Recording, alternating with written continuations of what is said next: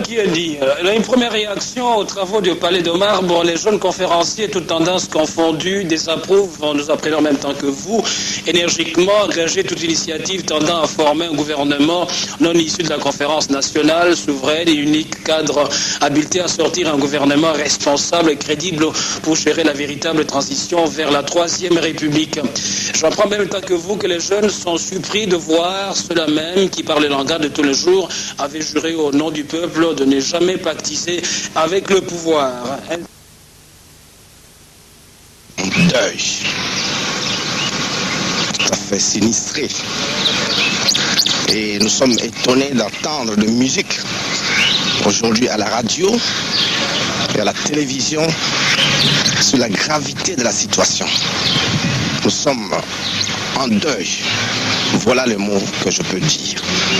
Et s'il y a une déclaration à faire à l'issue de cette réunion avec le Premier ministre, je laisse l'administrateur délégué d'intervenir. Merci à vous.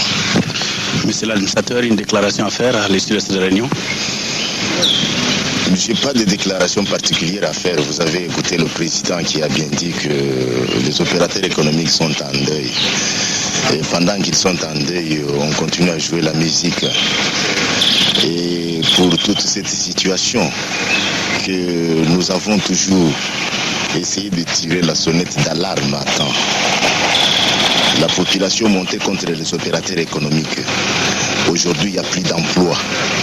Pendant qu'on était en train même de piller à la radio nationale, qu'est-ce qu'on n'a pas entendu? On a continué à inciter la population contre les opérateurs économiques. Aujourd'hui, il n'y a plus d'emploi. Tout le monde est en train de partir. Quelle déclaration on peut faire aujourd'hui? La situation est grave. Elle est tellement grave que c'est le courage, comme il a dit le président, qu'on se permette encore de se tenir devant les micros pour dire quoi que ce soit. Le pays est sinistré, plus que sinistré. Actuellement, nous avons présenté nos desiderata au gouvernement. Quel que soit le gouvernement, si ces desiderata ne trouvent pas de solution, eh bien, c'est fini, c'est fini. C'est tout ce qu'on peut dire. Ce qui signifie qu'en attendant, avant que le gouvernement ne trouve solution à ces desiderata, les portes des entreprises sont fermées, des boutiques, pharmacies et tout.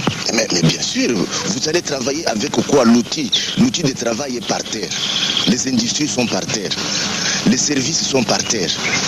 Aujourd'hui, il y a même des populations qui ont encore besoin des Libanais, qu'on a traités de toutes sortes ici. Mais qu'est-ce que vous voulez qu'on dise encore? Tout est par terre. Les quelques points de ces desiderata, on peut les connaître? Vous avez suivi les communiqués de la NESA à la télévision et à la radio. Ce n'est que pour un aspect d'urgence, c'est tout. Et il y a des problèmes à moyen terme, à court terme, à moyen terme, à long terme que nous avons posés. Il faut que ces problèmes trouvent leur solution. Et qu'est-ce que le chef du gouvernement vous a dit? Nous attendons, nous avons posé le problème, nous attendons. Et nous allons voir d'ici la semaine prochaine une tripartite qui est créée, gouvernement, association zaïroise des banques et la NESA. Nous allons voir qu'est-ce qu'ils vont nous proposer. Nous avons dit ce que nous avons pu dire pour nos membres, nos affiliés, tant à Kinshasa qu'à l'intérieur. La tripartite sera déjà opérationnelle dès lundi ou elle est déjà opérationnelle? Nous attendons peut-être ce soir, nous serons fixés parce que nous allons recueillir les requêtes de tous les opérateurs économiques, si petits soient-ils, tant à l'intérieur qu'à Kinshasa. Chacun doit devoir passer devant notre commission pour nous dire qu'est-ce qu'il a pu perdre. Et comment le gouvernement va devoir répondre à toutes ces requêtes. Mais le problème est très grave. Entre-temps, vous restez en dialogue avec le gouvernement pour le suivi de tous ces désirats. Écoutez, pour le moment, c'est le seul pouvoir que nous avons. Nous n'en disconvenons pas. Nous restons en contact avec le pouvoir. Mais il faudra que le pouvoir réponde concrètement aux desiderata. Si le pouvoir ne répond pas concrètement aux desiderata, vous savez ce que vous avez. Nous avons ce que nous avons aujourd'hui dans notre pays. À la sortie justement de la réunion, vous parliez d'un communiqué de presse. En quoi consistera-t-il? Il consistera justement à faire part à tous les opérateurs économiques de l'intérieur qui ont été victimes de la situation d'aujourd'hui, de préparer leur dossier, de passer devant notre commission. Nous ne saurons peut-être pas descendre à l'intérieur. Nous allons donner des instructions à nos directions régionales de pouvoir recevoir tous les dossiers des opérateurs économiques sinistrés. Et ces dossiers doivent nous parvenir dans un plus bref délai. Nous devons faire cette évaluation. C'est un problème urgent qui demande à ce qu'il soit urgemment exécuté pour nous permettre de donner l'évaluation exacte au gouvernement de ce qui s'est fait pendant ces journées. En attendant l'organisation de cette donc tripartite, M. Memba Saolona, lui-même aussi grande victime de ces émeutes, présente à tous les hommes d'affaires. Aux établissements étapes du progrès et Tapronsi, situés au coin des avenues Sayo et Kassavoubou dans la zone de Kassavoubou, les pilleurs ont attaqué un atelier de confection, une alimentation bien achalandée, une pharmacie et les services fret. Etapro, ce transitaire qui existe il y a 3 ans, doit presque repartir à zéro. 37 agents vont au chômage, de l'argent emporté, tout comme des marchandises, ou plutôt des machines de confection industrielle avec des habits des clients. Si les portes sont encore intactes, c'est parce que le responsable est trouvé sur les lieux à éviter les pires. Il a tout simplement obéi aux exigences. Heureusement pour l'Etapro, la radio pour transmettre le message n'a pas été touchée. Etapro, avec son service fret, transporte des marchandises à destination des Témoins dans la région de Bandundu, tout comme... Non, les dégâts causés par les pillages de ce groupe du quartier des Marais, ex des Bonhommes, exigent environ 2 millions de dollars américains pour sa réhabilitation.